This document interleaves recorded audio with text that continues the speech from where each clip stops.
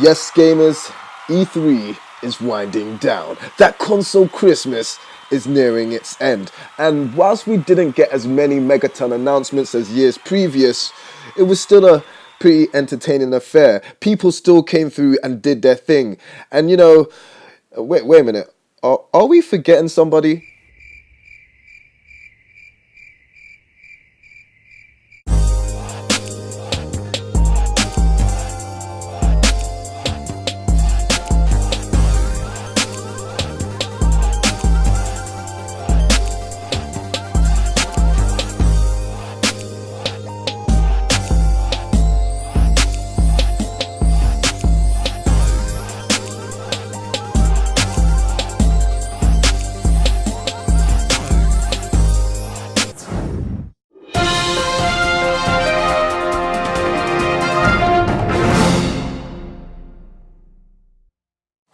Now, overall, in my opinion, this E3, though it had some cool stuff in there, it was kind of moist.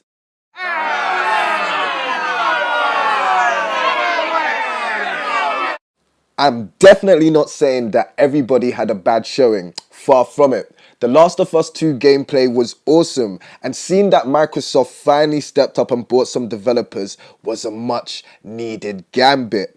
But here's the thing, that's pretty much what they needed to do. And I'm not exactly sure if giving Microsoft props for things that they already should have handled is exactly the right way to go about it. It's just like saying, hey, I really respect the fact that you take care of your kids. Dude, you're supposed to take care of your kids. That's why they're your kids. But all criticism aside, the fact that Microsoft finally have addressed the elephant in the room, and the thing is, it's definitely not something that's inexpensive, is something that's has to be commended. And actually, when you look at their full roster, of developers, it's actually almost impressive. Now, hopefully, they can definitely do something to raise the overall bar of Microsoft exclusives and get a whole, artfully competitive but cool dynamic going on, like what they have over at Sony and Nintendo, and hopefully we can see a true renaissance and golden age of gaming for Microsoft, because apart from that, their first party lineup kind of looked like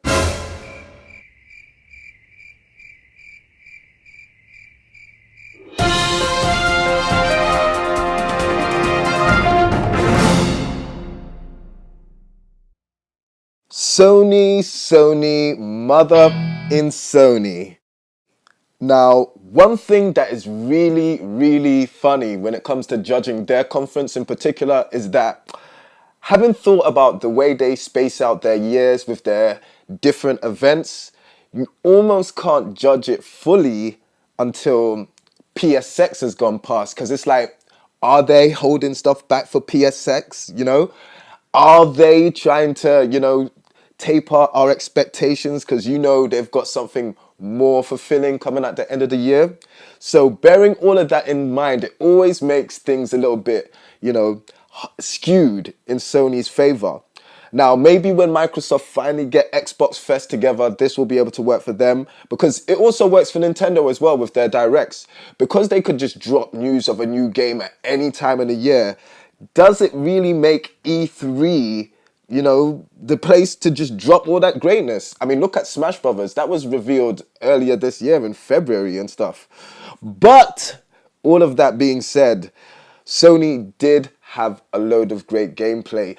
It was like porn for the gamer, for the interactive, for the digital deviant. You can literally feel the combat in Ghosts of Shusharishiwaha. You can literally feel the awesomeness and visceral traversal in Spider-Man. All of these things merge together to make their conference, not gonna lie, even though some aspects of it was underdeveloped, like my man,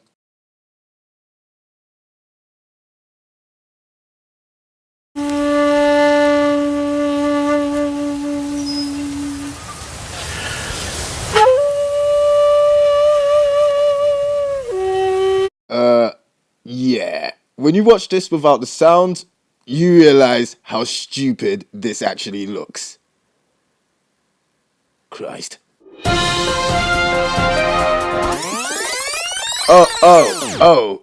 And can I also add how totally top it was that, Sony kind of ruined any chance of anyone buying Kingdom Hearts on the Xbox and stuff like that. Hey, yeah, just totally buy it on our version and we'll give you all the other versions that's ever come out. What kind of gangster Yakuza, we're gonna kill the whole gaming industry Tish is this?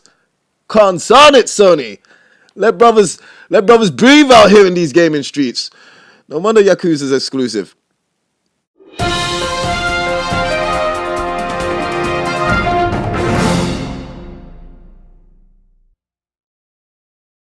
Now, even though Nintendo's conference was more of a direct and not actually much of a conference in the first place, it was still very solid, backed up by third-party releases which we pretty much already knew about, like Dragon Ball Fighters, Fortnite, Paladins. So there really wasn't that much to get that hyped about. We pretty much really knew everything that was coming.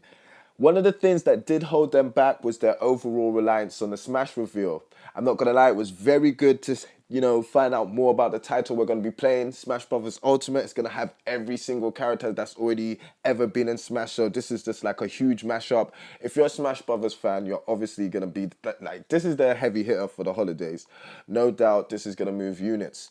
Great. But it would have been nice to see something more. But then again, they're in that same boat as Sony when, hey, they could just drop something at any time in the year. So that big GTA 5 announcement could still be around the corner. As we know, Doom and Wolfenstein was announced like in November last year. And that's pretty much unprecedented and stuff. So even though E3 would have been a much better time to say, yo, GTA 5, portable, we got it. Maybe they're just going to do their own thing. But I'm not going to lie, in a world of reality, that still works against them. So to round it all up, I think everybody pretty much had a very good showing. And if you are a gamer, you are not going to be disappointed. Whether it's Xbox saying that they're committed to gaming, Sony saying that we've got exclusives you're going to want to play, or Nintendo saying we've got Smash. The real winner of this E3 was female protagonists. Yep. Female protagonists are the winner of this year's E3. And women in general, you know what I'm saying? Now, I love women, you know that, you know what I'm saying? I'm a Scorpio. You already know that, hey, that's that. But woof, these women are definitely winging. And they're good aims as well. You know what I'm saying? Woof. Hey, guys, we're in trouble. Now, I've read Spider-Man comics for a while, and I don't know who this chick is, but hey, it's all right with me. Anyway, see you guys later, man. E3 was dope. Peace.